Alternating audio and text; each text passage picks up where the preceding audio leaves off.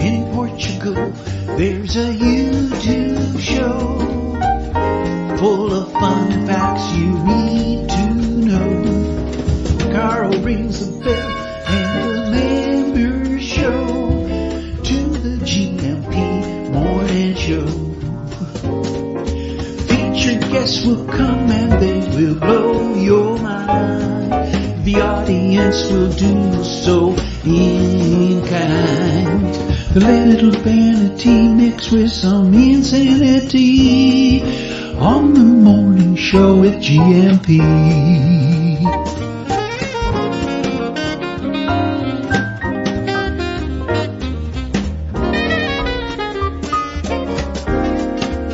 Hey, gumpers. Morning, gumpers. Hola, bon dia, alegria. What was that mumbo jumbo I was just coming out with? What I meant to enunciate clearly to you was hola, bon dia, alegria. Munson here from expatsportugal.com with a Good Morning Portugal live stream. And I just see a little heart in the top left-hand corner of the screen. Jacqueline CDM is here with love already, only a few minutes into the show. And yes, a little bit late because I was just having a quick chat with Luis Duarte, who's here from Global International Relocation, answering all your questions about shipping to Portugal. So that's pets as well, of course, as belongings, pets and possessions from 9 o'clock. Any questions you have about that, stay tuned and we'll have a lovely chat with Luis. I don't know if he's got his lovely little dog with him today at the webinar that we had. He's nodding his head in the green room, or he's here already getting ready for the show. At the webinar, I forget the name of the lovely little pooch that he brought along with him, who slept throughout the entire webinar, enthralled as she was by the talk of shipping, but very well behaved too. Hopefully she'll join us on another show sometime. Luis, of course, and the folks at Global International Relocation, residents now on this. Which Thursday? I think it's his third Thursday, isn't it? Yeah, third Thursday of the month is the global residency, talking about anything to do with moving things to Portugal. And actually from Portugal as well, don't forget, should you be in the unfortunate position of having to leave Portugal, they also help move things all around the world. I think they can move anything anywhere, pretty much. We can ask him that later on. And another new picture, look at this, from, can anyone guess who this is yet? This is Prof. Eusebio, aka Midlife Crisis World Tour. Bom dia. Já penduro suas cuecas na linha. Is that something to do with having your underpants on the line outside? Laundrygate will not leave us be. And while we're on the matter, Laundrygate, who'd have thought it, that it would be running and running like this? We can't wait for Wiley to come back, can we? And this morning, from Alfama in the capital, I think we have some pictures of people's underpants on the line, which we love, by the way, I have to say. And we're going to share them with you now as I bring onto the screen some of the lovely shares that have come in overnight and in the last few minutes.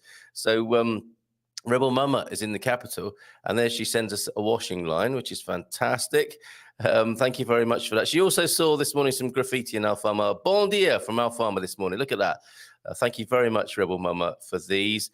And Marty, I don't know if you remember Marty. He is known for rendering me as a baby in a pram. There is a backstory to this, which I won't go into now, but that's me dressed up as a baby. Oh, was that to get into, instead of as an alternative to showing papers, being under 12 and being rolled into a... I was never going to do this. It just seemed to happen. This conversation developed of me pretending to be a baby. And Marty, who tunes in, rendered this for us in illustration. Isn't that fantastic? What a lovely man. And, I'm trying to mess with the green screen here. Something's happened. Isn't it scary when you go to do something familiar and the software's been changed? Thank you very much, StreamYard. You are excellent. But that threw me a little bit there. So anyway, Marty created this delightful picture of me. I'll take that off now. It's a bit disturbing, isn't it? At 8:38 in the morning. He also sent these, inspired by Laundrygate for some reason. Here he is from Bairro Alto, from his recent... I'm not sure how recent it was, and I must find the words that go with this, because it's very nice. He has a very beautiful way of expressing himself as well as a drawing here. So let me just find Marty's message to me, which of course I can't do right now. But I think the gist of it was Marty was in the capital, in Lisboa, and it was a beautiful sunny day, and he felt what he thought were raindrops on his face, on his head. And he thought, that's curious. It's a sunny day. It can't be raining. And somebody was putting their washing out to dry. And so he was getting some of the some of the collateral damage of domestic duty. It's a bit, yeah, it's a different to Call of Duty, isn't it? Domestic duty, where some raindrops, which weren't actually raindrops, it was the moisture of fresh laundry fell upon his head, which caused him to put a quick sketch together, which later became these beautiful pictures here. Look, isn't Marty clever? Laundry on the lines of the windows in Bairro Alto there. It looks beautiful to me, and a bit of a close-up here. Fantastic. Thank you, Marty, for sending those in. I'm so overwhelmed in a good way by the creativity of this community. You're absolutely amazing. So thank you very much for those, Marty. Just another quick look at the Bairro Alto in color. Isn't that lovely? Superb. And from the early sketches like these, they are absolutely, I think they're lovely. Yeah, I think this one has a certain charm as well, if you understand the backstory. Thank you very much, Marty, indeed. And thank you to the gentlemen. It's so lovely to meet Bob and Viv yesterday, and a few of the gang, a bit of a meet-up lunch yesterday. And suddenly there was some whistling. And somebody was whistling on another table. It's Portugal's best cafe, Palmeira. Hola, bom dia, Nelson, this morning. And obviously, a delight to write a review for your Facebook page, Nelson. I think we should do that. I think whenever you get the chance to help a small business, it's always a good idea to do so. So he was very glad of my review, and we're very glad of him. Best cafe, I say, in Portugal, Palmeira in São Martinho de Porto. And we sat there and hear this whistling. And I wasn't really understanding what was going on. I mean, I know that sound, obviously. I hear it every day. And a gentleman from another table was whistling this. And some of our party had a chat with him. But I don't know what was happening in my head. And I do apologize to you, the whistling gentleman, for being so brave as to whistle the end whistling of the Good Morning Portugal live stream. And I didn't say hello or acknowledge you. So please don't think me rude. I think I was just, again, a bit overwhelmed and overcome by this strange abstraction going on right there in my real life. So thank you so much for doing that. In retrospect, it's hilarious, but I didn't acknowledge you yesterday. So let's meet up and have a coffee another time, and maybe we'll record you whistling the theme tune as we're looking out over the San Martino Bay. So forgive me for not saying hello. I don't know what came over me, apart from just maybe the light was on and the hard disk was working, but nothing was happening on the screen, I'm afraid. And that was me yesterday. So thank you so much. It's lovely to hear the whistling theme tune out there in the real world. This, of course, is a kind of real world, and we'll find that out now as we go through the comments, or will we? There's a thing. But before we leave the picture deck, I have something new for you, folks. Oh, as well as James's good news. Guess this gumper. I think you know him, don't you? I've given it away. Oh, and his name's on there. That's not very difficult, is it? But he's got he's very wisely sharpied out the necessary information that could be transferable. James, Holly, congratulations on receiving your Título de Residencia. And this is what it looks like, folks, if you're waiting for yours. Isn't that a great thing? Superb. Parabéns. Congratulations on that, James, this morning. I think fresh through in the post, the laundry shot again there. And we have another 2-minute taster from Dougie to play you today before we go to Luis at 9 o'clock. And I want to share this with you. Oh, no, tonight. Yeah, 9 o'clock. Look at this. Global International Relocation, moving to Portugal. That's what we're doing after 9 with Luis Duarte. Tonight at 7:30, transferring money to and from Portugal. 7:30 onwards. Sometimes goes up to the wire at 9, but of course at 9 we have to finish because we're talking to the Premium Plus gang in their weekly Q&A session. But there's transferring money to and from Portugal. So today it's all about moving possessions, pets, and money around the world. 7:30 tonight. It's not too late to sign up for that. for the 7:30 webinar, Portugal Calling.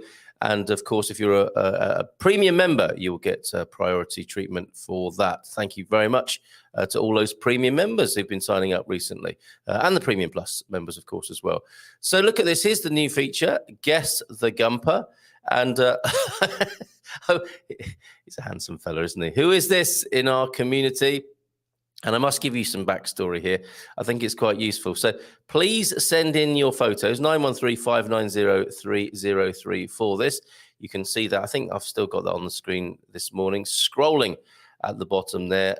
So 00351 is the international code, of course, for Portugal, and we like these via WhatsApp. So 00351 913 590 303. This was sent in to us, and it is, of course, now part of the official feature adopted and held close to the bosom of the Good Morning Portugal live stream. Guess this Gumper, who, when quizzed, I mean, what I'd like, if you send in a photo, what I'd like is the year it was taken, your age at the time, the location of the picture, and your occupation at the time, and your hopes for life. So this person picked it up and ran with it. It was 1985-ish for this picture. Sorry, podcast listeners. I think I'd just come off stage. Check you out. I think I'd just come off stage at the Bull and Gate in Kentish Town in London. And he goes on to say, I'd like to work with animals and travel the world, and later we'll be in the swimsuit section. We look forward to that this morning. So who is this? Guess the Gumper. And at what point, is another question here, does graffiti become a true work of art? That's a good one. Favorite graffiti, I'm downloading that now. This from Tavera this morning. And thank you very much, Jean, for sending these in, some favorite graffiti. I would say works of art, actually. There's a progression in these pictures, isn't there, from graffiti to true work of art. So thank you very much for sending those in. Is that a long and lingering enough look at Guess the Gumper this morning?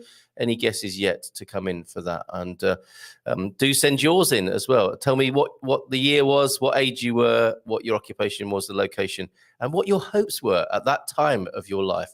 Isn't that lovely? Okay, we've got to say a few hellos. 8:45 already. We still haven't, not a child in the house washed, as the great Wogan used to say. I'm sure that's true here. And we want to see if there's any news after yesterday's Infomed meeting.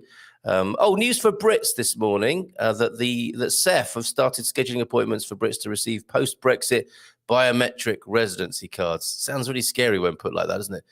Come and get your post-Brexit biometric residency card. A bionic man runs quickly to the CEF office. I think it was a pilot project actually in Madeira, but I can't see anything about Infomed. Symbolic moment. President thanks pandemic experts for their work over the last 2 years. Oh, that's good, because there was a news article from The Resident, progressive, gradual, and cautious. Portugal's exit from COVID restrictions unlikely to blaze any trails. Let's see what happened yesterday. Let's see if we still have to show our papers. And for those people who prefer not to, sit outside. It's a better time of year for doing that sort of thing.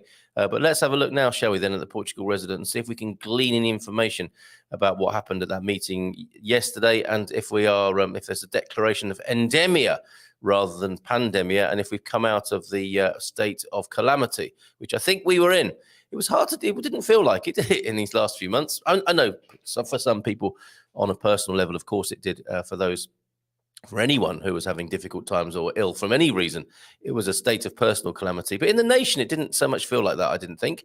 And perhaps that's thanks to the good work of the people that the president is acknowledging here. So, situação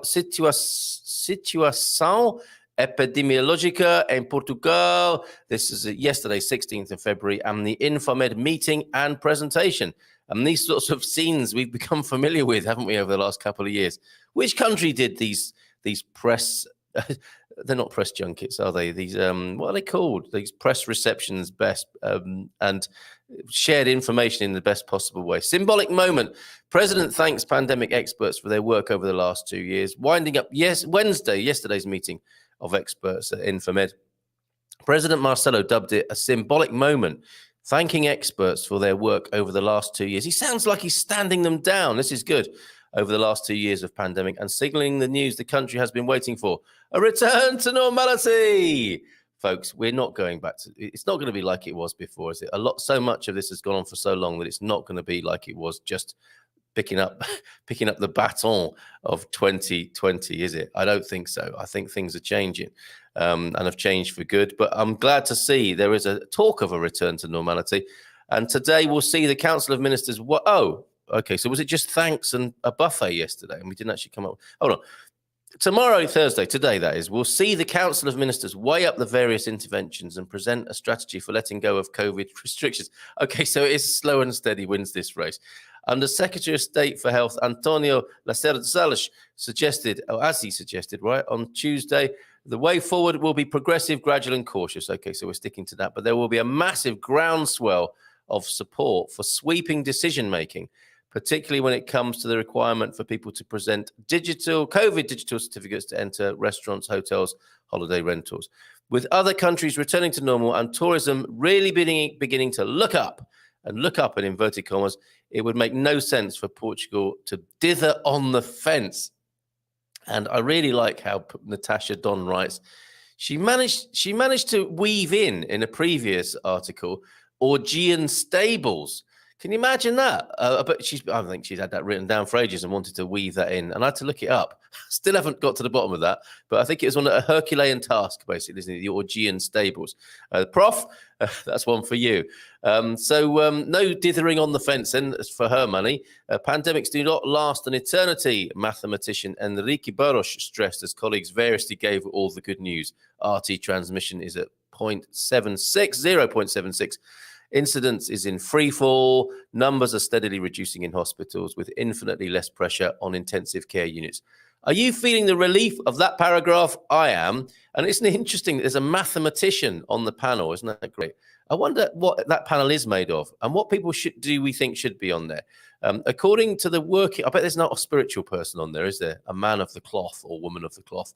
I suspect that's not part of things these days, is it? According to the working group of specialists from IST, the Superior Technical Institute, the only restrictions to stay in place should be those requiring mask wearing in closed public spaces. I'm reading ahead here. I'm reading with some trepidation. You know, I'm not a fan of showing the papers. That's personal view. Mask wearing in closed public spaces. Okay, so that's likely to continue. I wonder if that's going to be enforced or optional. People won't do it, well, I don't suppose, if it's not enforced. COVID digital certificates for entry to large indoor events of great density. You could make a joke there, couldn't you? I wouldn't want to be thought of as being of great density when I was gathering with other people indoors, but I'd see what they're getting at there. The isolation of symptomatic infected people until they no longer show symptoms. Well, that last one makes a whole lot of sense, doesn't it? People isolating themselves if they are infected or don't feel well. Wasn't that what we always did? But good news. This does not mean necessarily that the government will concur, but all indications are that the rules on mask wearing will fall, except for people entering hospitals, old people's homes, using public transport. That COVID digital certificates will no longer be required, hallelujah, for access to restaurants, bars, discotheques, or other hospitality venues, and that the daily COVID bulletins will disappear. In around 2 months' time, we should have reached a very low level of incidence of around 60 cases per 100,000 inhabitants. Arguably, other illnesses are affecting many more people than that, right? Which we may turn our attention to globally. Epidemiologist Balthazar, and not to mention the social and economic impact, right, which I'm sure will be affecting more than 60 people per 100,000. Let me have a quick cough. Getting myself excited here. I need to have a sip of tea to celebrate this, what is possibly good news. Epidemiologist Balthazar Nunes of INSA told the meeting, admitting that the number of people arriving in ICU these days is below even the best case scenario. Is that best case or worst? What is the best case scenario? But it's better. I think it's exceeding positive expectations. There's the gist of that. He attributed this success to the combination of vaccination and with a less serious variant. Bit by bit, everything is inclining its way towards the positive predictions of virologist Pedro Sima. He's an interesting fella who was not at the Infomed meeting, but has been leading the way in forecasting nonetheless. Isn't that great? Somebody who doesn't go to the meetings, but has been consistently right. The meeting highlights Gaslit. No, the meeting highlighted experts' unwillingness to turn exuberant cartwheels. Wouldn't that have been a brilliant video going viral? Portuguese politicians turning exuberant cartwheels as they celebrate changes in pandemic policy. Enrique Barros, for example, admitted SARS-CoV-2 was objectively endemic. So it is objectively endemic. We are in endemia, everybody. Welcome to endemia. Drive carefully. But countered this with malaria and tuberculosis are endemic, and these are very serious diseases. Good point, fair enough. Nonetheless, it looks very much like remote working from home, mass testing of people showing no symptoms, the prohibition to drink alcohol in the streets, yay, will all be dispensed with, while entry into the country will, for the time being, still require proof of either a valid COVID digital certificate or a negative PCR/antigen test. This is unlikely to last long, though. Raquel Duarte, I don't think a relative of our guest after 9, of Porto's Institute of Public Health, has suggested the next step will be to return to international rules pre-pandemic, meaning free travel. Yay! You're loving the news this morning, with no questions asked about vaccinations or tests. That's right. Because looking at the news around the world, you could quite rightly and understandably ask people for tested for other habits they have in life that you might not want in your country. I'll say no more on that, but I think you know who I'm referring to.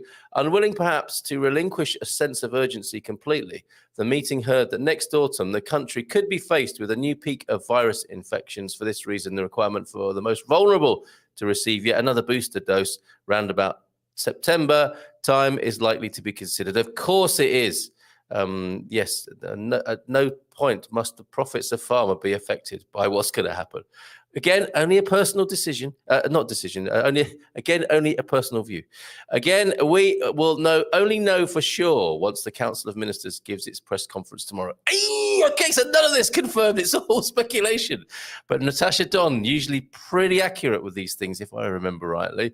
So thank you very much, Natasha. Thank you, Portugal resident, for that. I wonder what everyone's got to say about that. We are making our way towards 9 o'clock, where Luis Duarte will be joining us to talk about moving things to Portugal. Quickly then, we haven't even done any comments yet. What's going on? We haven't heard from the Prof. Look at it, Prof. You're in the company of Stephen Wright and George Carlin and others possibly. I wanted to put in some Chinese wisdom this morning.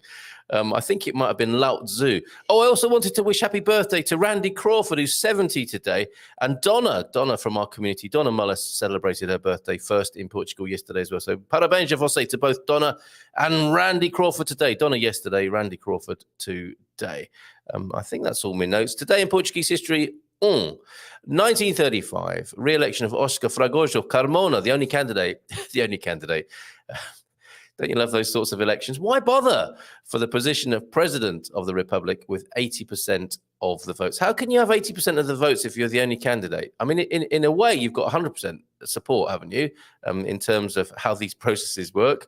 Or maybe it hadn't got quite like that in 1935. Bom dia todos, Amsterdam. Feliz quinta-feira. No mention of the lurgy. I trust you're recovering well. It is the first of 3 unopposed elections, victories in inverted commas. Carmona had appointed Salazar as PM in 1932 and remains his enabler until his death in 1951. Look at that. The title of enabler. Chilling. And he's also the new profile pic today. So there you go, in the picture. That's not Prof. Eusebio. That is the Portuguese president of 1935, Oscar Fragoso Carmona. And today in Portuguese history too, 1976, a Estatuto Orgânico do Macau was a Portuguese law. If you need to know, it was number 1/76 that reclassified Macau as a Chinese territory under Portuguese administration rather than an overseas province. It marks the start of the process of returning Macau to Chinese rule. Can you imagine anyone now rocking up in China or any Chinese province territory and saying, we're having this? It's not going to happen these days, is it? And it's just so, when you think of it in these historical terms, it makes you wonder, doesn't it? It makes me wonder. Anyway, good morning all from Goldilocks. I'll not be here long. He's probably already gone. I must rest so I can be ready for my secure seat at the Transferring Money webinar, which is one of many advantages. Look at this, of being a premium/premium plus member. Thank you, Goldilocks, for that unsolicited testimonial and some positive vibes and comments about our membership packages. Yeah, premium and premium plus are our membership packages. And I say they're good value. I would though, wouldn't I? Because I've been the architect partly of those membership schemes. But it's lovely to hear it from a third party who's paid good money to be a part of it and feels like he's getting value. Thank you, Goldilocks. Really appreciate that. COVID seems to throw me a curveball. Tuesday was fine. Then yesterday was worse than Tuesday. And today seems as yesterday. Okay, so a bit of a hopscotch there, a healing hopscotch for you. Take it easy, mate. On Tuesday, I thought I'd be done with all the symptoms by today, but Wednesday the coughing got really worse and still is.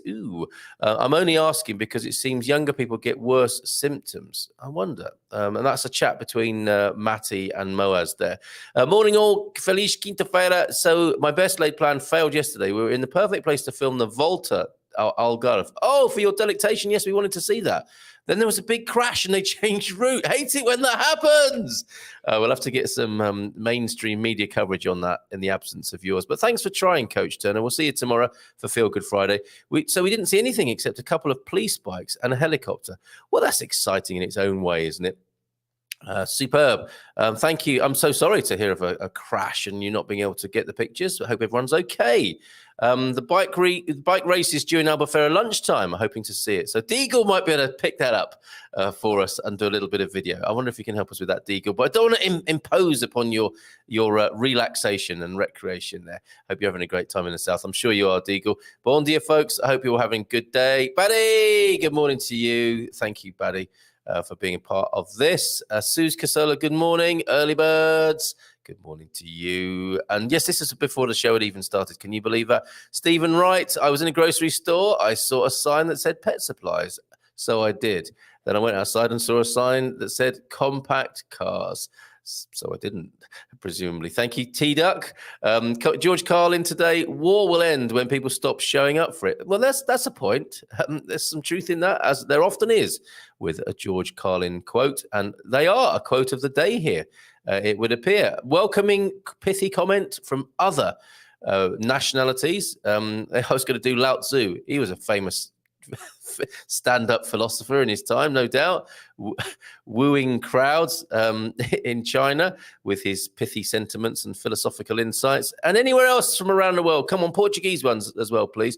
Bom dia, Gumpers. Feliz Quinta todos from James. We showed your lovely picture, James. Estudei de português por 45 minutos ontem. Very good. Very, very good, James. And yeah, lots of love coming to you from the community, of course, Matty. Rookie mistake. Just realised not enough milk for breakfast. So I'm away hunter-gatherer this morning. Might get eggs also. Yes. And I think that's a lovely rookie mistake. Almost a subconscious, subliminal mistake, just to give you the chance to go wandering in the warm weather of the south of Portugal. Nice day today. Feels very mild. A little bit foggy here on the Silver Coast, but temperature very nice indeed. Bon dia to all my Gumper friends. Happy Thursday. Hey, OLP. And I was there. How you doing, OLP? And yes, your trimmed bush, we will show at some point. Don't you worry. I was there in the early 90s, and it wasn't used by the local populations. This is Macau. Similarly, in Goa, the Portuguese left churches, not Portuguese speakers. Okay, Cindy Bay, hello.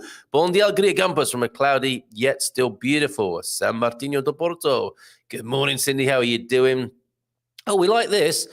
This is a feature that can run and run, of course. I did start making videos, 1,000 things to do and love and drink and eat in Portugal. The YouTube shorts that I was told would assure YouTube success fell by the wayside. Might have to dust those down. Here's one for you. Things I love about Portugal, 161. Our marvellous builders arrived at 8 a.m. to get on with unpaid work to net the roof against unpaid work. Well, these aren't marvelous builders; these are marvelous slaves, by the sound of it. But I suspect they are adding to work they've already been paid for here, Peter, with unpaid work to net the roof against birds' nest. And yesterday we spent all day helping neighbours build a barn. Oh, it's like The Witness, isn't it? Pete Bleach is Harrison Ford at the barn raising. They're drinking lashings of lemonade, fresh lemonade from the jug. Pete, thank you. Keep them coming. Things I love about Portugal. Oh, it's after 9 o'clock. We've got to go to Luis. We'll come back to all your lovely comments after we've had a chat with Luis. Bon dia todos quickly, though, from Jeff. See you tonight, perhaps, Jeff. And a bon dia to you, igualmente, my friend. We have met so many kind, honest, lovely people since moving here. All I can say is you won't regret moving here, guys. Yeah, nice one, Pete. Thank you for that. And Francis, bon dia, alegria todos. It's been a while. Glad to see you're still all here. Wouldn't that have been a shock if you turned up just as some tumbleweed rolling across the screen? Been a crazy week. Glad I'm in the office today and can tune in. And we are glad too. All right. Yeah, me and Prof taking Pete to task on this. Unpaid, you're oppressing the workers, Pete. Prof Eusebio is not going to stand for that. And Zay is here. Bon dia, Portugal. Yes, I wish I moved 3 years ago, mate. Still stuck here in England. Let's see what we can do. Should we have a GoFundMe? No, they'll just take the money if we raise money for Jose. We'll have to use a different crowdfunding platform for that. Is there anything we can help with, though? Jose Manuel da Costa Diogo, stuck in a good way, or do you need help? You just let us know and we'll do what we can to help. But now we go to Sintra, beautiful, beautiful Sintra in Portugal, to talk to Luis Duarte. Good morning to you, Luis. How are you? I think you need to unmute there, my friend. Yep, it's always the same one. Thank you. Good morning. Always the same one, yes. We always say our best stuff as well, don't we, when we're muted? I do, anyway. How are you today? Wayne? I'm doing good, doing very well. And yourself, doing good? I see you are. I don't need to ask. Well, you know, being in this community every morning, it just does something for a man. And so, yes, I'm very well, thank you, here with all our friends from the community and friends we've yet to make, people who are finding out about how to get to Portugal. And, of course, bringing their belongings, which you specialize in. I mean, you help people from top to bottom, from left to right, from side to side, up and down. You do everything, don't you, for getting people here to Portugal? Yes. Can you tell us a little bit about GIR? Yes, for sure. Global International Relocation is a mobility company. We work with I guess, just to make a small little joke, like in a few programs, in a few shows, people will be like, man, this guy has like the tape on him all the time, you know. But no, it's okay. But it's there are regulars. There are regulars, but there will be people hearing this for the first time. No, I understand. That's exactly why I think that, you know. So basically, we are a specialized mobility company here in Portugal. Actually, I would say the only company in Portugal that does mobility exclusively in-house. Okay, so relocation, immigration, moving, pets transportation. We do the whole thing within the same company, which is a pretty interesting idea, you know, as we see out of Portugal in a few countries, but in Portugal, just a few companies do the separate things, you understand? But Global International is, we did start as a moving company, okay? I did start myself in at Global International for about 13 years now, and the company is 14 years in April. So I've been here for a long period. Well, you've seen some change, though, right? You've seen some transformation of the company in that time. Huge transformation.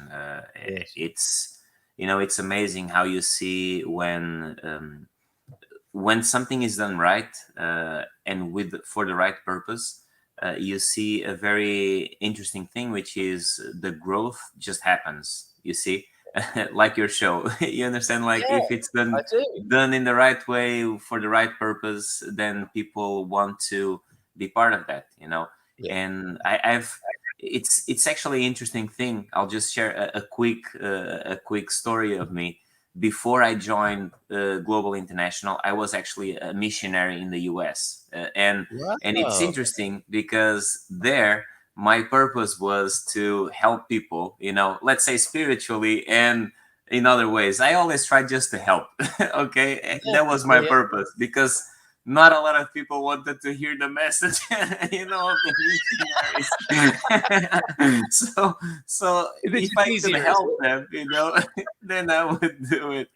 And it was funny because when I came to Portugal, I began to work in espresso. I don't drink coffee, so I was the worst coffee specialist you can look for. No, yes, of course. Yeah, I told you.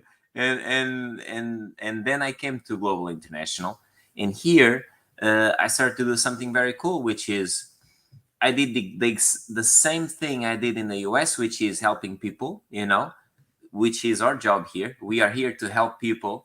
But in the end of the day, I get paid for that. So I'm very glad. It's very good. Oh, that's your main purpose. So fascinating. Okay. I mean, what a brilliant autobiography, because you were helping people move their spiritual baggage before. Which is true.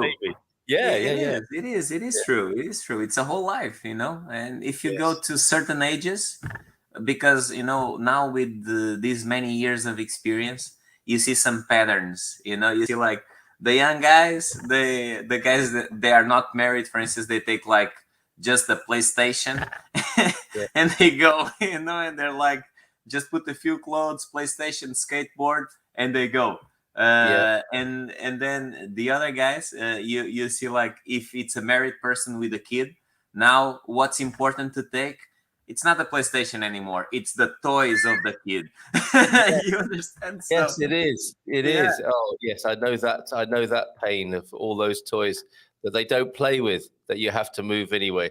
Because when you, as a parent, this people may have noticed this. If you ever not throw away, but if you reappropriate a toy that you think your kids don't play with, it will be the first toy they ask for when you arrive in your new house. It always seems to work like that. Or where's that particular teddy bear? What, the one you never used to play with that the dog chewed the ear off? Yeah, that one. I need him right now. Oh, hold on. And you must have seen a lot of change in this time, as you said. But what's changed as far as customers go, Luis? 13 years ago, it must have been a very different picture moving people to Portugal to how it is now. What's been going on? Yeah, it was. First of all, a big difference was we had much more exporting than importing. Really? Right, okay. Yeah, we had a lot of people going out of Portugal and not a lot of people coming to Portugal, you see. Yes, of course. Yeah, and we have seen a huge change, because imagine before we would have like 70% of exporting, and the other 30 would be like coming to Portugal, you see. And nowadays, it's actually the opposite. You see the 70% coming to Portugal and the other 30 going out of Portugal, you see. So, and this change has happened like for, I would say, about already like 5 years. So this has been an increasing situation. I believe that with having the Web Summit in Portugal, this made a huge impact for Portugal. Then you had, at the time of David Neilman in TAP, you had the situation of doing like the stopover in Portugal, that was promoted. Also, a lot of lanes open to the US directly from Portugal for TAP, to travel directly there. That was such a genius idea, wasn't it? So just if we could dwell on that for a moment, TAP, and presumably the government came up with the idea to say, okay, how do we encourage people to come to Portugal? Yeah. And they made it was included in the flight, wasn't it, that you could stay in Porto or Lisboa they could choose. Exactly. Yeah. They could choose to stay, and they would have one night paid to be able to just go around Lisbon, go around Porto, and just have actually a little sightseeing or a little taste of what Portugal is about. So yeah, but after that they'd be booking their next flight, wouldn't they? Thinking, I'm coming back here. This is exactly. Yeah. Because there's so many people that would fly via Lisbon to go anywhere else, and now to be able to stop a little bit, and who is not curious about, Indeed. When I was in the US, when I was Sorry, in the US, people thought that we would ride donkeys in Portugal. We would not have cars, and I was like, "That's weird." Well, I was in Utah, so and I was really like in the very small towns. If you look, it's Duchesne. I was in Duchesne, and they thought there that would ride donkeys in Portugal, and I was like, yeah, I ride a very fast donkey in Portugal. That's amazing. Well, the thing is, we've got our own ideas of people in Utah as well, haven't we? This, it happens, doesn't it? It happens. It is. That's hilarious. It's That's just hilarious. like that. Uh-huh. Yeah, incredible. So, what else then? So, Web Summit, you think has made a big impact? TAP, that visionary move, tourism move to do that. Yeah, all the the golden visas as well. Yes, yes. The status for the retired people to be able to come to Portugal and to be tax free. All of that has a huge impact, and not only that, but I see Portugal as well increasing. In a sense that they are improving. That's the word. Okay. We are improving here. We are improving. A lot of the places themselves. You understand? Like if you go to Lisbon today, it's not the same Lisbon as we had like even 5-6 years ago. All the. Let me just put this down. You can take it if you want. You can take it. We can listen in. No. I was just putting down just for the sound. Yeah, but yes. So I see many changes and with the COVID, which had, in my perception, a very big impact. We see that people wants to come to a quiet place. Portugal being known as one of the safest places in the world. So I believe we are in the top 10. So it's amazing because who doesn't want a guy that is living in Brazil, São Paulo, and a lot of Brazilians have Portuguese, how do you say, legacy or lineage, line. Yeah, that's right. Ancestry, yeah. Ancestry, there you go. Or they would have just someone in Italy or Spain, so they think, well, I speak Portuguese and I want to go to a place where I will have my own language and stuff like that. So they come to Portugal because here is safe. They have their own language, and the cultural barrier, it's not that big. Yeah, the language in the beginning is tough. The culture is much different from Brazil and Portugal, but in the end of the day, they adapt very well, And so to raise kids in the safe country, Portugal is the best one to do it, Besides that, we have no storms, no anything like that. Yeah. Apart from a perfect storm of great factors and reasons to move here. And we're leaning against an open door, as it were, with many people here. They're already convinced about coming to Portugal. But it's lovely to catch up on the trends that you've seen in this last 13 years. Amazing. And so first questions come in. A question from the forum. T-Duck fielding this for us. Thank you very much. Do you assist with obtaining the baggage certificate? So first of all, what is the baggage certificate? And then do you assist with that? Well, perhaps I do have that a small percent. I did send to you. I'm not sure if you got it or not. Sure. Okay, we can come back to that. So which of these would you like me to show first on the screen here? The one that says number 1. I have 1 and 2. So is that the one?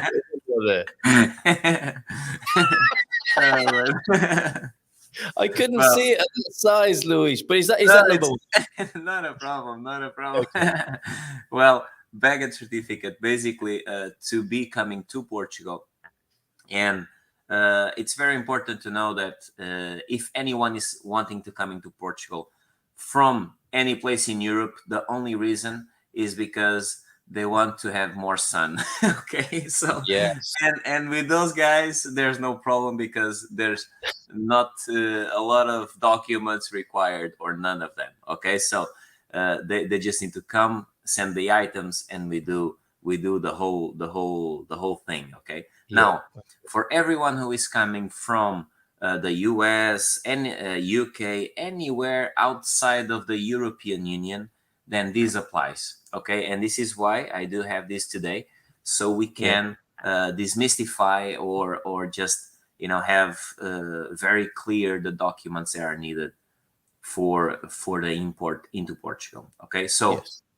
for many people, importing, they say it's difficult, but it's not that difficult. Okay, it's actually very simple, and we only need to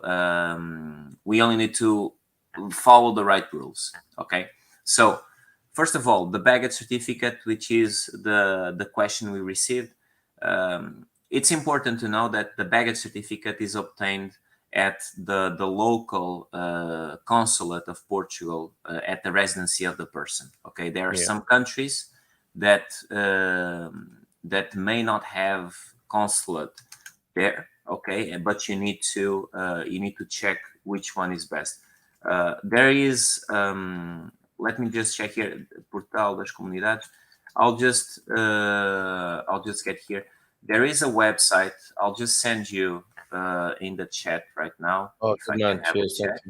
Yeah. Well, there's a private chat. You can send me that, and then I can pop it up on the screen. Okay. So let me put chat privado. Okay. I'll just put here. I'm not sure if this is the right one, but I'll just put here. Yeah, I got it. So this portal here, I would advise anyone to just go to the portal of communities, Portal das Comunidades.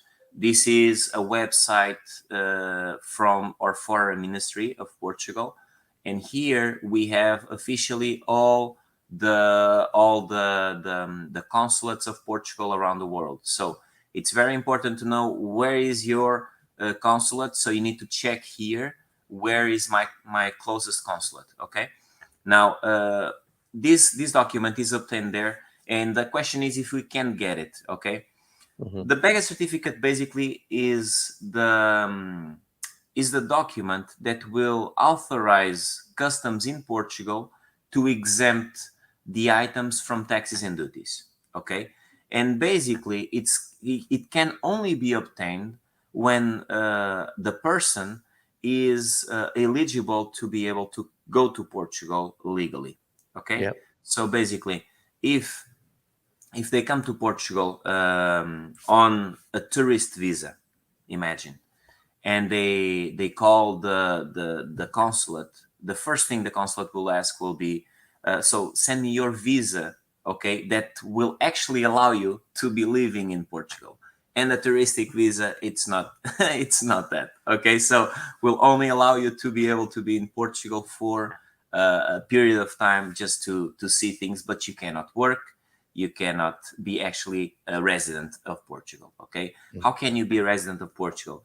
You need to have a work visa, or if you are going to be retired in Portugal, you need to do that paperwork as well. So with the immigration part, then there's a few visas that I would have my immigration department to talk on that as well, which is important. Sure. But or you have lawyers as well that can also discuss that. But you need to have a visa or a residency to come to Portugal. All right. With that, once you go to the Portuguese consulate, they will ask you for that and with a few documents that prove your residency at the origin. Okay, like bills for electricity, stuff like that. The only challenge is The only one. the only challenge, yeah, only one, is that unfortunately the consulates, they should all work in the same way, but I see that there is a change pattern that a few of them work in a different way. So you're not the only one to notice that. This does happen. So to reply the right answer for the question is yes, we could help. Okay, with our immigration department that would take care of that, but depending on the consulate, because there are some consulates that will be more difficult to deal with that. Okay, yes. Of course, we will always try, but we will always advise you. My advice is always, this is not a difficult thing. It's go to the Portal das Comunidades, send an email as you are planning to come to Portugal, present yourself. All right, so you can just say, hey, I'm here, I'm planning on going to Portugal, applying for my visa, stuff like that, and I will need this baggage certificate. How can I go about doing this? Okay. Yes. And this would be a great start, and you can do it anytime. Okay. Even if you don't go to Portugal, you can do that anyway. Okay. It's fun. So Okay. yeah, that's important. Um, and now, as you have the baggage certificate, you will need to bring the original baggage certificate to Portugal, so we can use the original to be able to actually do custom clearance in Portugal. All right. So that's the importance of that document. We need Yes. the original. That's why I say you need to get it, okay, before you come. So that's the important thing. Now, All right. you could say that that document would be collected. You would bring it with you, or you could just ask the consulate to send via DHL, FedEx to Portugal, which this happens as well. And usually we give our address and they send directly to us. Okay. So this is also something safe to do. Once you come to Portugal, okay, then the important thing is you'll be living in some place. All right.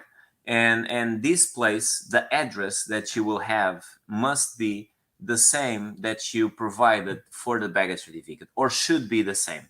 Okay. Yes. Some clients don't have that one because they sent in the baggage certificate like a temporary address, and then later on they have actually their fiscal address and their final address in another place. Yes. As long as these addresses, the address in Atestado de Residência and fiscal address are the same, this is okay. My advice is, if you can, have only one address for everything, so we don't make any confusion at the customs inspection man. So he's okay with everything. Okay, he just reads it, it's clear, and he just stamps it and clears the move, and you are okay to go. So that's the important thing. But in Portugal, you have to go to the Junta de Freguesia of your residency. Okay, and usually you will know it, because if you just go around the neighborhood, you will see probably the Junta de Freguesia. That's if you are in Lisbon, unlikely, but you can check online. I live in Setúbal. What's the Junta de Freguesia of Benfica? And you will get to know it. Okay, so that's important. And then all the documents. These are basically the documents needed for an import dispatch in Portugal: the inventory, the NIF, which is the fiscal number in Portugal. Oh, yes. And remember, this is very important. You must be a tax resident in Portugal. All right. This is very important, because I have some clients who can actually get the baggage certificate because they have or residency or anything like that here, or a visa or something like that, but they have no intention of changing their fiscal address.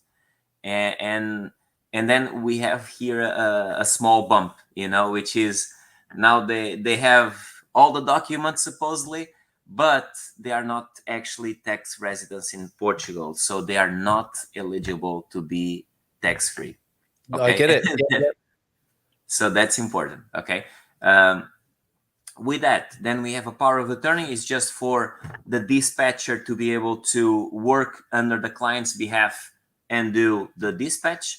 And of course, we have a value declaration, which is always required and is always a statistical value. Okay, because these are personal goods. It's not new items, and they are not going to be sold. Okay, so we always give a small value for the goods, which is important to know, because if you have a different value, usually this value is reflected on the insurance policy, but not on the value declaration. Okay. Understood.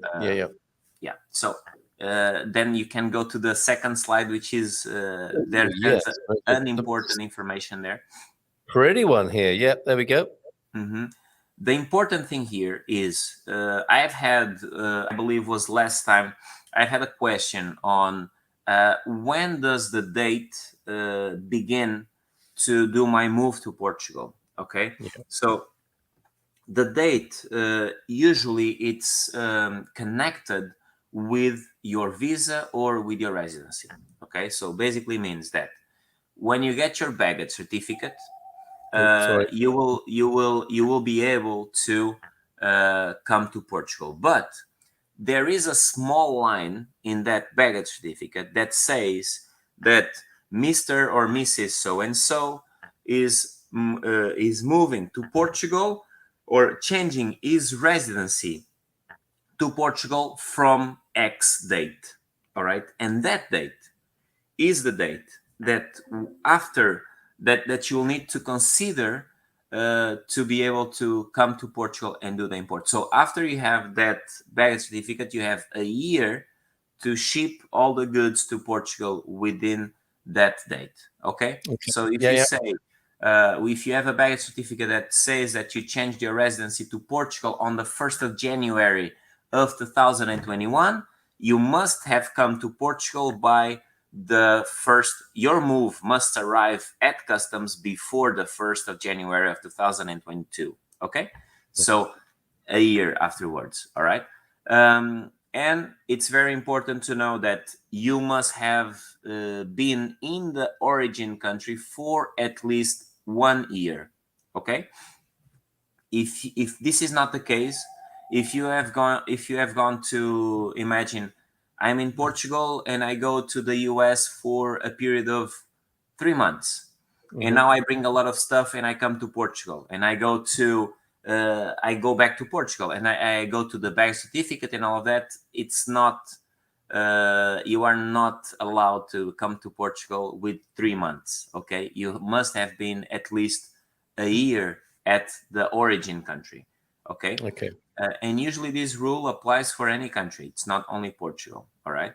So I could go from Portugal to the US, and the US now I want to go to Brazil, and the same rule would apply. Okay. I would have to stay a year there, or I will not be tax free. So the 1 year rule is important, and then the same rule applies for Portugal, but with the baggage certificate. Okay. You cannot be in Portugal for more than a year then to receive your goods. Okay. And the address in Portugal, which I have already spoken, before, you must have an address in Portugal. So that's it. All right. Very, very good. Okay, and that's an excellent answer to the question that was put by Thunderduck about the baggage certificate. I think that that covers things very adequately there. Other questions are coming in for you. Thank you very much for that, Luis. Luis with us, of course, from Global International Relocation, and you can see them in our business directory. Oh, Prosecco Peggy is in the house. Can you ship collections of champagne and fizz? You can do that. Yeah, you can do that. But if you are only transporting that and you are coming to Portugal, be sure that you'll be paying a lot of money for the alcohol. Okay. Yeah, because Portugal does not exempt any alcohol. You have like 75 centiliters allowed, or 1 liter. Really? Yeah, so they want you to leave it at home and buy Portuguese alcohol. Exactly. And of course, now is the time to learn and have an appreciation for Espumante from the Barada region. Okay, so we have a question. There you go, Prosecco Peggy. Welcome. Good to see you here. Michelle in Australia. Good morning to you, Michelle. How do you transport pets as a stand? Oh, do you? Not how do you, but do you transport pets as a standalone service? We know the answer to that. It was a great webinar, and we spoke to your colleague, and of course, forgive me. What was your dog's name? I can't remember. Mine? Well, I have a few, but it's Lucy. Lucy was with us, wasn't she, for the evening? But you are specialists. You're specialists in pet transportation, aren't you? And I'm sure. I'll just show you a quick. Let me see how can I do this. I'll just. But yes, it's the answer, Michelle. And we do have the webinar, which I think Darren is saying yes. They do. Check the last week's videos. There was a pet relocation video, and I think it was probably 3 weeks ago now. Luis was here along with your colleague. And forgive me, I forget your colleague's name, but he was brilliant as well. Ricardo Bento. Yeah, Ricardo Bento is your man when it comes to, and he was amazing. His encyclopedic knowledge of pets is very, very good. Let me just on pets. This is my mornings, I just shared with you. This is my mornings. Lucy over here, Chico over there, and Santi. Those are the 3 dogs. This and is Chico. Chico is a big one. It's one of the big Portuguese hunting dogs, right? Or sheep dogs? Well, he's actually one of the big shepherd dogs. You know, it's a Rafeira Lentejano, so it's a traditional Portuguese dog. Yeah. Amazing. Look at you. Did you say this is Setúbal, where you live? No, you walk Sintra in the morning. I get off my house and I have places to walk, so it's good. It's beautiful. In the Sintra countryside there, folks.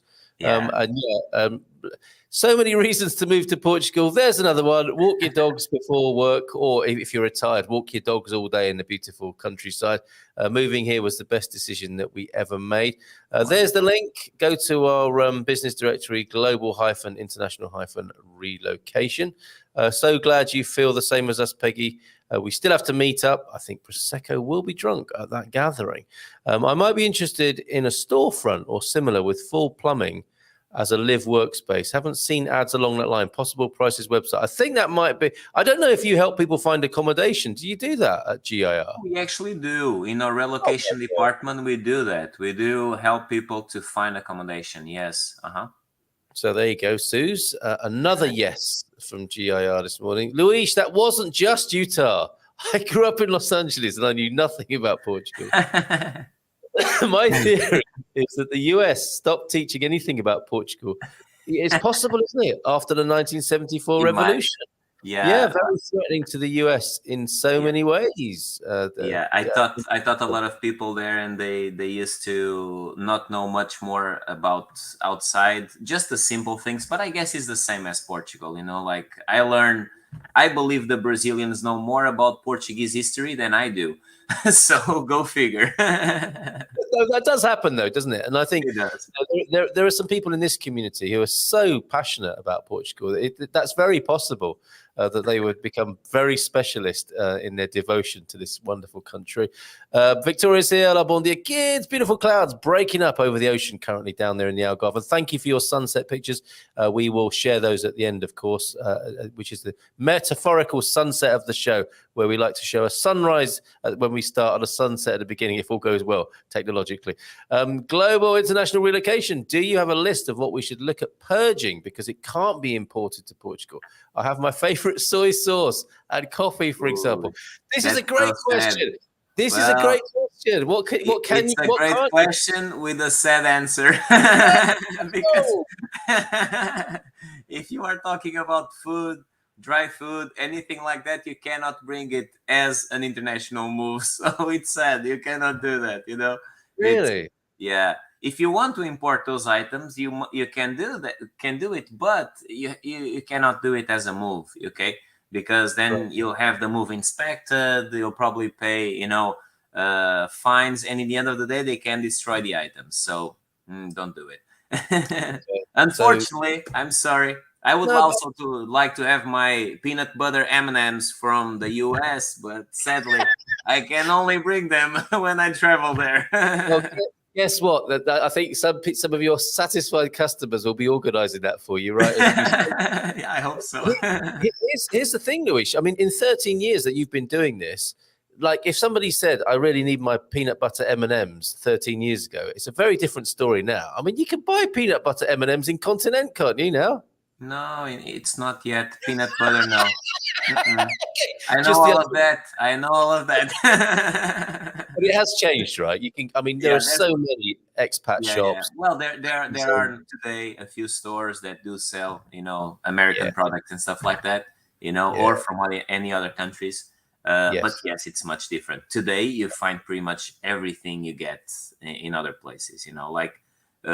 Hershey's, we didn't have this before, now we do in Portugal. I think that's a good thing. I think I'm not unhappy about that. I mean, I don't know why Americans want to bring their chocolate here anyway. I guess it's just because their use is familiar, isn't it? And it reminds me, here's one that we were talking about the other day, the Butterfingers.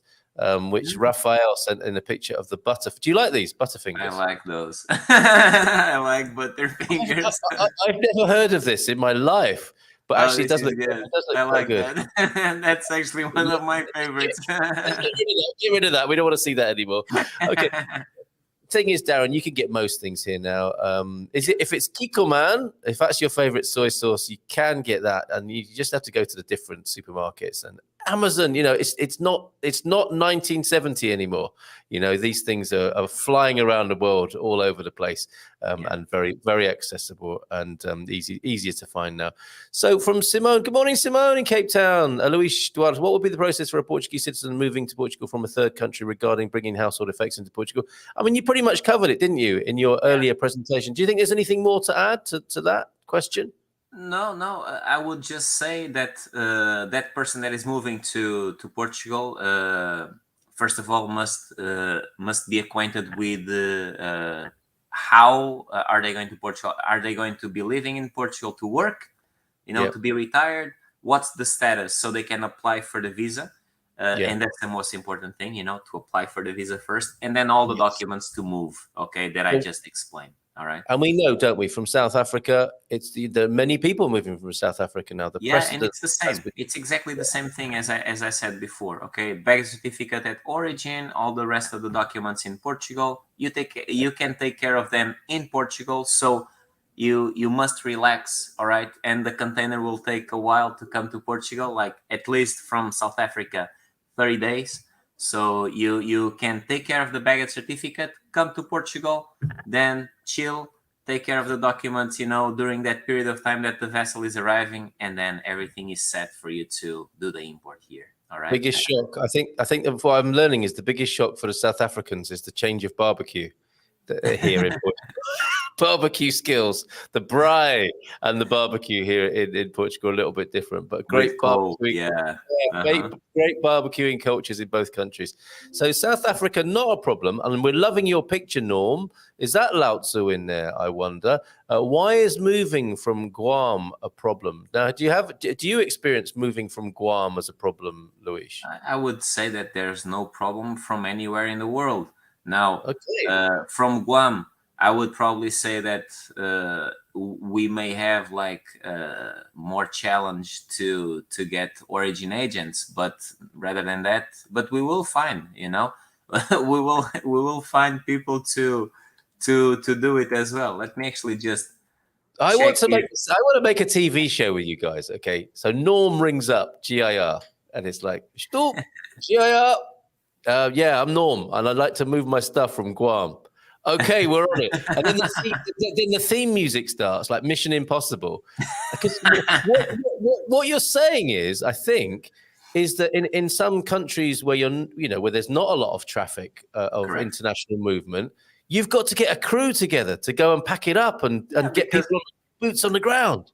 Yes, because some islands, especially these, islands and places where you don't have a lot of traffic. There is one island, I believe, is Turcos and Caicos, that they only have one company that does the whole moves because they have like a hotel and stuff like that, So it's not a lot of movements there. And for Guam would be the same thing, We would need to find an agent that probably is not there, at the place, who would need to travel there to do the packing, collect it, and bring it back. So that's the challenge. You see, can it be done? Yeah, probably. Most likely yes. But we need to find solutions, and in the end of the day, becomes expensive. That's the thing. Yeah. Okay. That maybe is the problem. The expense. Yeah. I mean, at the end of the show, of course, we need to take Norm into his new house, blindfolded, and you've moved everything from Guam into the new house. There you go. It's like, okay, Norm, you can open your eyes now. My stuff! I can't believe it. And, it's a great TV show. Norm doesn't really speak like that, by the way. I don't think. Do you have recommendations of what to leave behind in your country of origin? Asking for hoarders everywhere. Now, this is the elephant in the room in a way, isn't it? And James is already jumping on this. It may not suit your circumstances, but I came with one suitcase, one carry-on, one backpack. Major offload, but so liberating. It is expensive, isn't it? So, there's no avoiding the cost of international shipping at the moment. It's an expensive. There's no avoiding on that. Especially shipping costs now are very expensive. And you don't own the boats, do you? You don't own the boats. You just have to pay the price. I don't yet. I'm just kidding. Yeah, I don't own any boats. That's expensive. But going to this question, first of all, we need to understand one important thing. It's if we are coming from the US, the power, the voltage is different.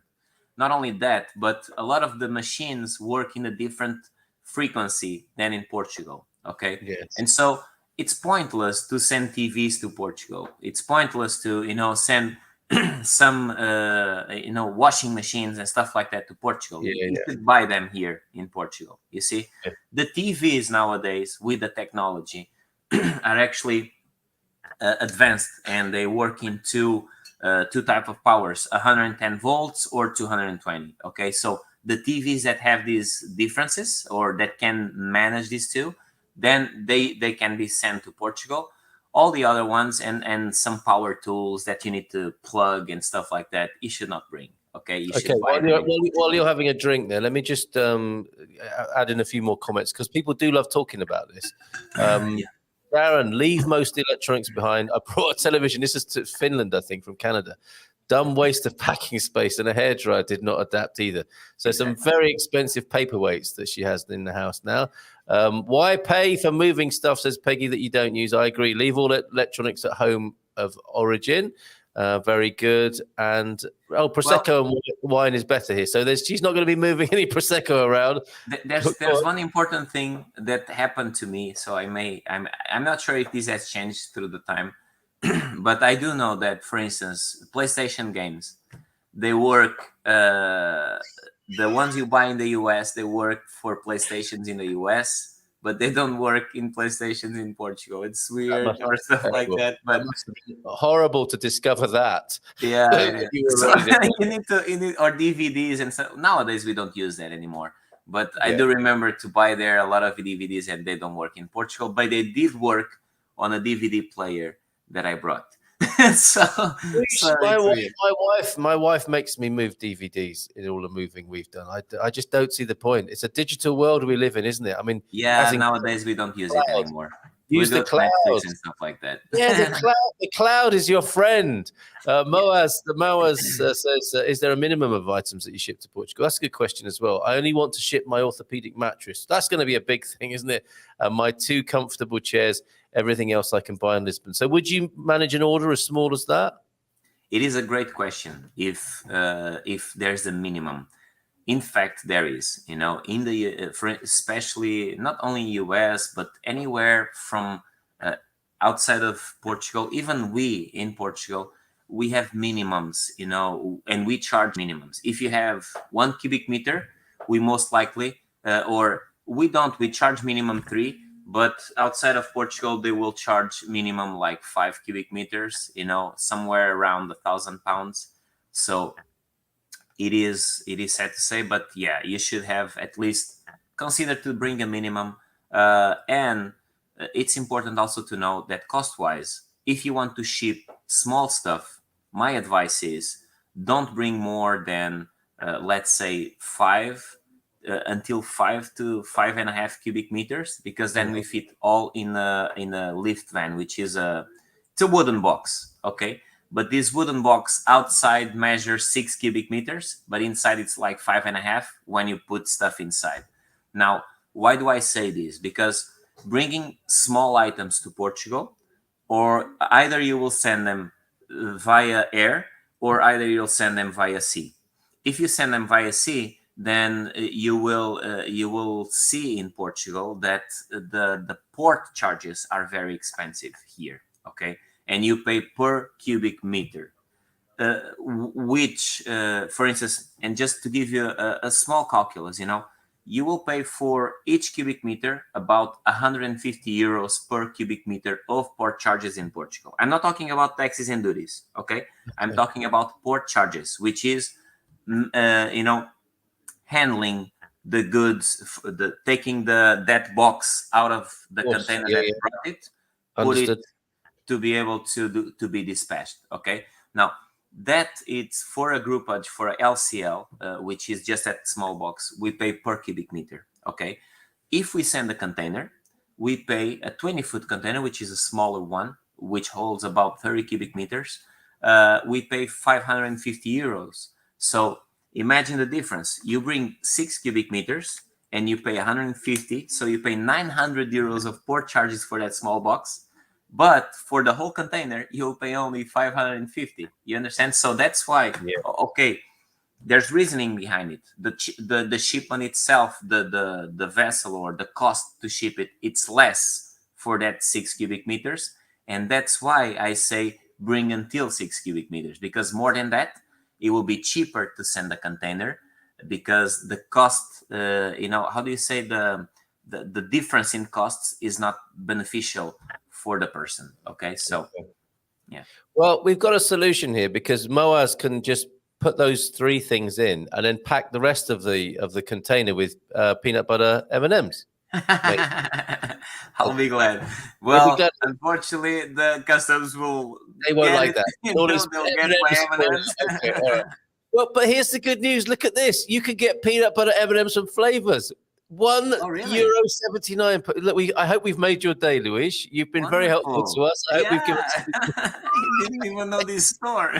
Flavors. Oh, and if anybody knows whether you could get China Lily soy sauce in Portugal, that's going to be a great help to Darren as well. A question from Lonnie. Morning, Lonnie. I live in Porto and will be shipping from Pennsylvania. How long does the process take now that I'm living here and I have my address here? 30, 60, 90 days. Multiple choice. Yeah.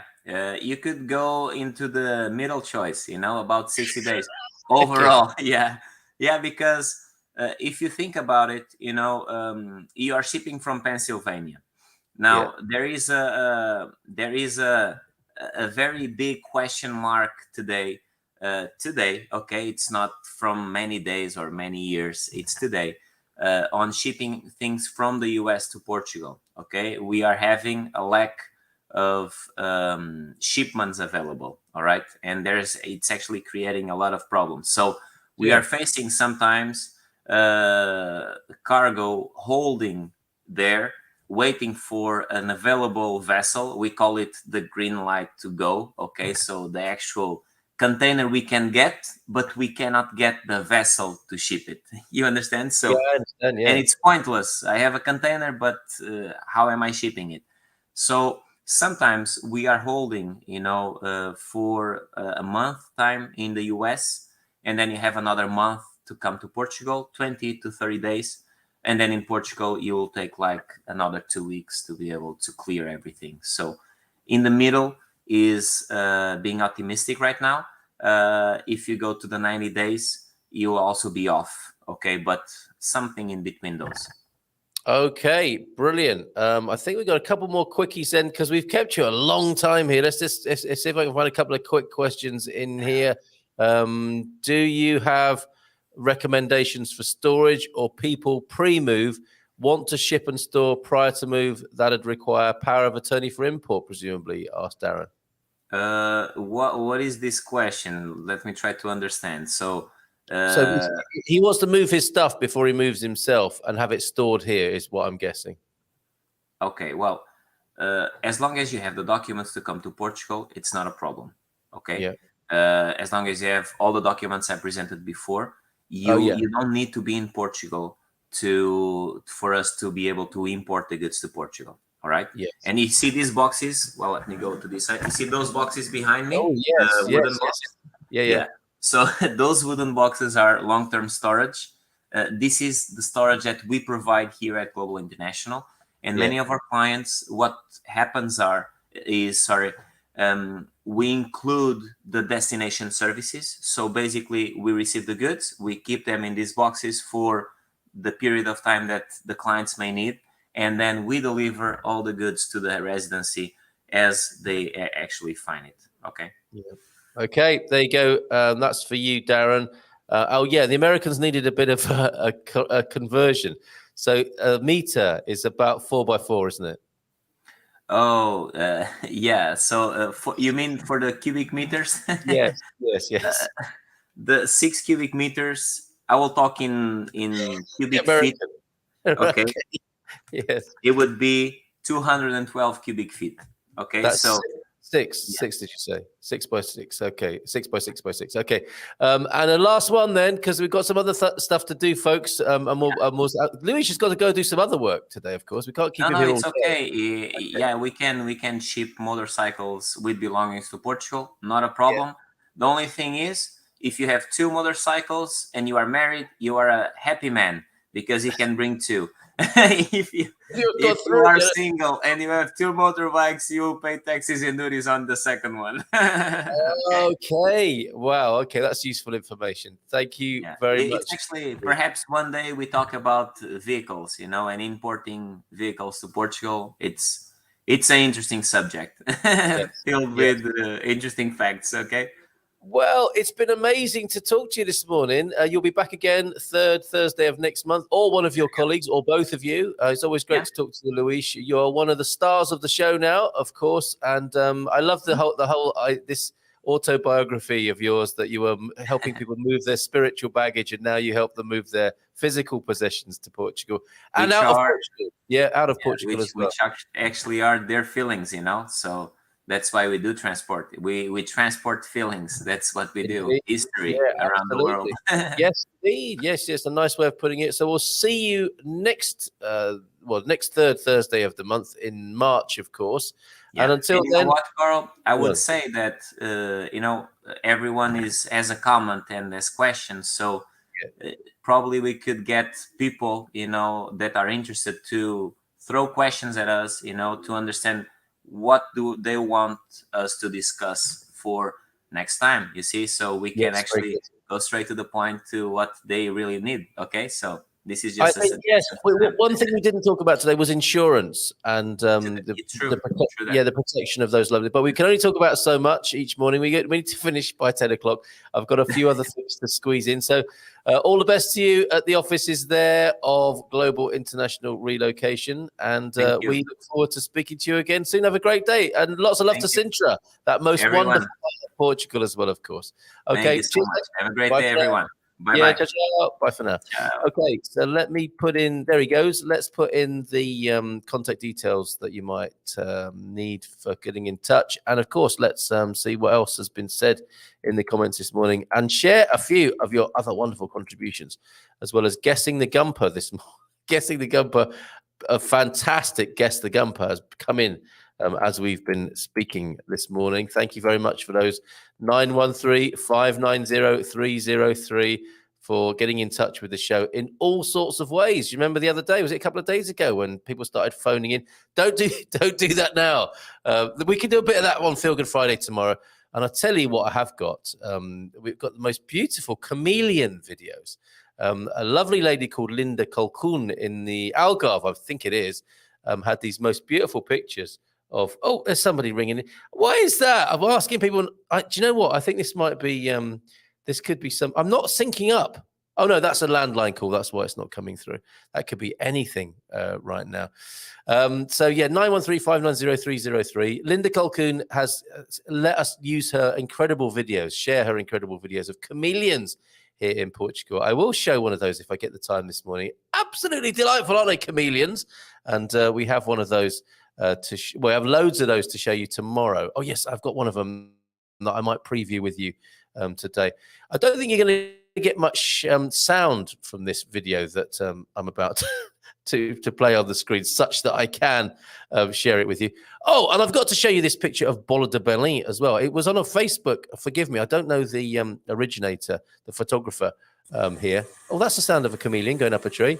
I'm going to play that for you before the show's out today. You've got to see that. And she's got many others. So we'll play those tomorrow for you on Feel Good Friday, because I think it's hard not to feel good when you've seen a chameleon of a morning. Oh, adapters coming in. They are €4 each. International adapters for converting your US appliances into Portuguese. Make sure that you've got the a voltage switcher, of course. This is just to change the shape of the socket, of the plug. But you have 110, don't you, over there in the United States, and it's 220, I believe, here, and 240 where I'm from. So be careful with that. Don't be messing with the voltage, folks. Deagle's breakfast. We show you a picture. He's been out for the milk. Did you get eggs or not there, Deagle? So we've got a few more photos to share and only a few minutes to go. So I think we better crack on with those, haven't we? Thank you for the Butterfingers picture. We all now know what Butterfingers are. And yes, chameleons and Bola de Berlin to cheer you up. This one first.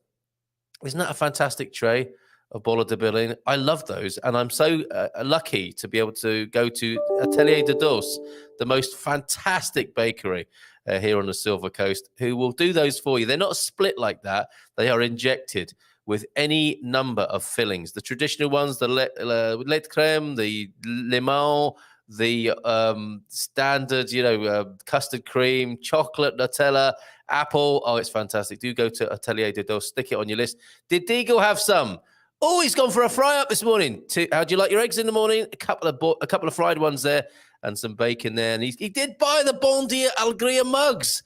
That's fantastic. Noted there, top right-hand corner, the Bon Dia Alegria mug. Lots of love to you, Philomena, of course, in your household, the originator of the Bon Dia Alegria phrase for us, of course. So there you go. Deagle's breakfast. Another one tomorrow for you, hopefully.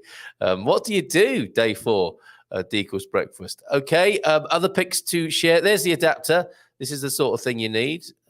It comes with its own carry kit. No, that must be that's for his spectacles. No, nurse, I said remove his spectacles. And graffiti. When is graffiti art? These are from Tavira, I believe. Thanks to Jean for these this morning. Isn't that beautiful? I like that a lot. I like this a lot as well from Tavira. Betty Boo there. And another one of a cat. And this is where I think it crosses that line from graffiti into a different kind of art here. That you wouldn't really call that graffiti, would you? In the same way that you might call that graffiti.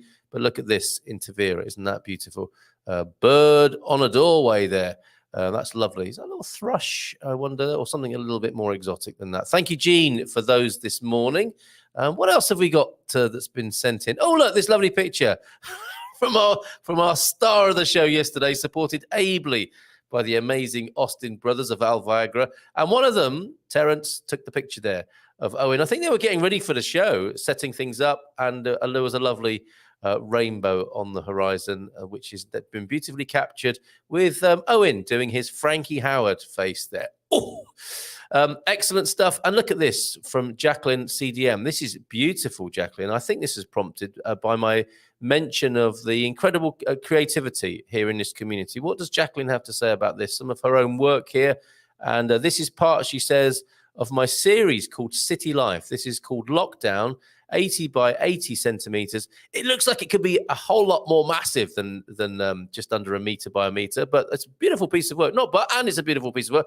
I just imagined it to be filling a whole wall. I imagine if someone commissioned that, you would do it on a whole wall. Just thought I'd share a piece of artwork. That's beautiful, Jacqueline. There are 4 pics of the adapters so folks can see what they... James wants us to share the many angles of his adapter. So, okay, we aim to please and serve here. So you're going to get 3 more pictures of his adapter. James pulled out his adapter and allowed the audience to view it from 4 different angles. There we go. I'll do that for you now. A bit of erotic novel action for you this morning. What's this I've got here? I don't know where... forgive me. Who sent in the picture this morning of this one here? I don't know who did that. Could someone claim that? That's been sent in. And we have a video from Michael Heronius Maximus this morning, who I think may well be in Porto. Thank you for sharing that, Michael. Okay, you can only hear that but not see it. I am going to be sharing that with you. Arriving by Porto recently, by the sound of it, on the train. Thank you very much. I am so sorry. Is that one of yours there? That's incredible on the screen now. I thought that could have been a Jacqueline CDM painting. It looks like an abstract. That is the moon last night down there in the south of the country. That's amazing, Victoria. Incredible sunset last night in Praia de Rocha, and only turned around to see the full moon making its entrance through the misty clouds. And there it is right there. Feel free to share. So that... alongside, I'll save the sunsets till last. I'm going to give you a proper sunset on the show today. Lonnie was in Podence. We've got a whole swathe of comments before Luis came on, but I understand that you've been up in Podence to do a little bit of a recce for a possible trip up to Podence as Philomena was describing to us. So forgive me. There are so many comments I think I may have missed this morning. Do reassert them on later shows. I don't think we're going to make it today. We're on 1 minute past 10. But Lonnie, thank you very much for your mention. I'm trying to find this because I think there might be some useful information. While we're looking at that poster of the incredible festivities, the Mardi Gras type celebration that's going to be happening in Portugal. Let's have a look. Fun fact, if you remember the pic I sent from the huge brewery last year. Yes, I did. We just started our video work there. They have 6 beer bottling lines and each does 45,000 bottles per hour. That is a lot of beer, folks. 45,000 bottles per hour. Who drinks that much? The South Africans, it would appear. I've been looking for an excuse to crowbar a mention of the Amish into the chats. I think you've had an amazing experience with the Amish. They did some roofing for you, right, Ubi? Oh, I spent the day yesterday in Portugal with my friend Ralph getting our trip details planned for March the 1st. There we go. Came back with 5 litres of local olive oil and great sausages. Yes, this is what happens if you send Lonnie out unaccompanied. He comes back with olive oil and sausages. Although Ralph was with him as well. Ralph, come on. He's supposed to be looking after Lonnie. What else did I miss earlier on? Fiona was here, everybody. Good morning to you. And kudos for the Amish reference. Witness! I love what I know about the Amish people. And I think you have had an amazing roof job done. Yes, look, last month, an Amish crew installed a new roof. First-rate craftsmanship, respectful, sober. Yeah, of course. They're not drinking those 45,000 bottles of beer, are they? And a good price as well. And yeah, it just makes complete and utter sense to me. That's fantastic. Better represented possibly in The Witness than in Kingpin. Is that right? The Woody Harrelson movie, which was probably not so respectful of Amish culture, but hard not to respect the Amish there. Thank you very much for that, Ubi. Last few comments then. Motorcycles into Portugal. And I thought I might need something to convert a power bar for the VR headset. Wow, that's going to be quite a homestead you're setting up there, Darren. We'll let others answer that. I still have a Betty Boop keychain hanging from my rear view mirror. Triggering memories there. Well, not memories, the reality of the Betty Boop keychain hanging from the rear view mirror there. We're so connected, aren't we? 6 degrees. And I haven't been to Macau in 25 years. There is a lot we've missed this morning, isn't there? And I regret, sorry, flashback trigger alert, regrets not bringing the Betty Boop floor mats for the van. Sorry about that. Okay, so yes, the 4 pictures, the many faces of James's power adapters. Let's do those now, shall we? If we have space on the picture deck, I think we might just be able to squeeze these in.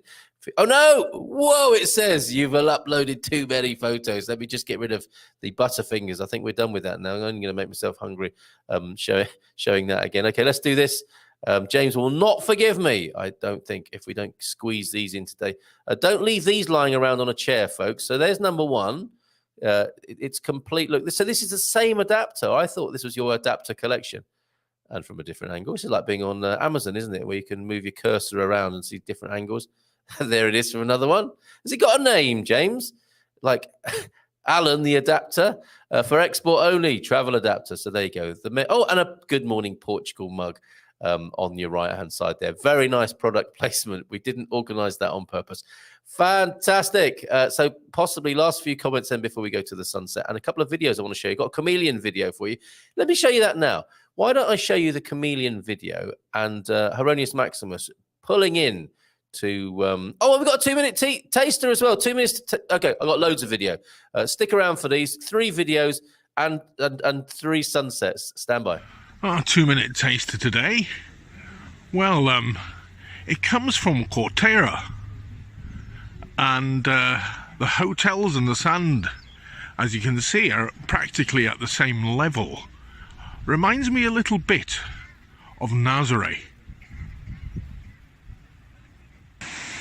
Yesterday I had trouble with wind. If I'm not careful, hey, it's going to be water. It's my waters that's going to be a little bit drippy today. I'm going to get slightly inundated. But there's some, believe it or not, I'll see if I can get some pictures out of it. There's some creatures out there in the bay by that fishing boat. Some dolphins. I don't know whether you can make them out on here. But I'll get a little bit closer on the pier, see if I can get some pictures of those dolphins. They're beautiful. How's this for a bit of wildlife photography? Basically a young seagull.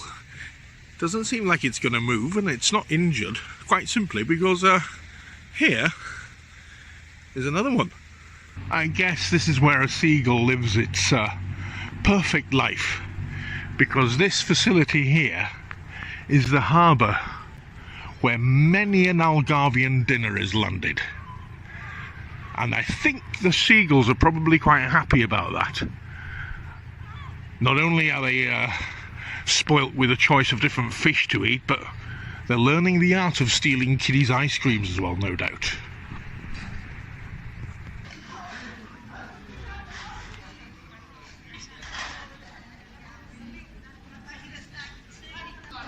This is Quarteira High Street, of course, gradually coming awake as the day unfolds. And with that, my 2-minute taster comes to an end. With some 2-minute tasties. Well, I hope it'll last a little longer than that. So back over to you, Carl. That's superb. Quarteira there. Thank you. Dolphins in the water. He was just so casually mentioning those, wasn't he? Faja do Dia. Thank you, Doug. Faja do Dia. Maze featuring Frankie Beverly. Happy Feelings. What a tune. A true legend of a group. Yeah, I mean, talking of philosophers, Frankie Beverly to me is just the most wise of men. Frankie Beverly of Maze, a true legend of a group, which really does exactly what it states on the tin. Happy Feelings everywhere. A jazz funk standard. Thank you very much for that, Faja do Dia. I've got a chameleon for you now. Talk about happy feelings. Oh.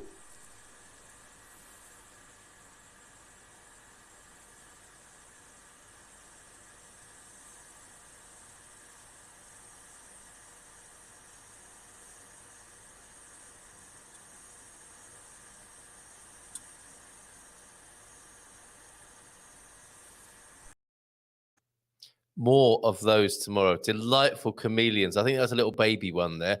Arriving on the train now into Porto, and then the lovely sunsets. The right way to finish the show today.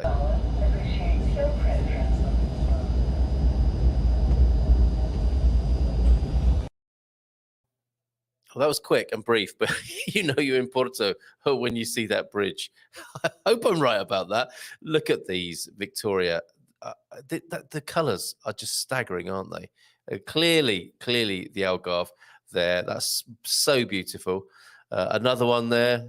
This is all the same evening, presumably, with all this range of colour. Quite extraordinary. Look at that, everybody. There's some great bird life in the skies there. I'm seeing storks. Serra de Burro the other day, not far from us. I thought to myself, what on earth is that in the sky? It was a couple of storks having a little fly around. They're returning. They're making their nests on the tops of old palm trees and pylons. Palm trees and pylons.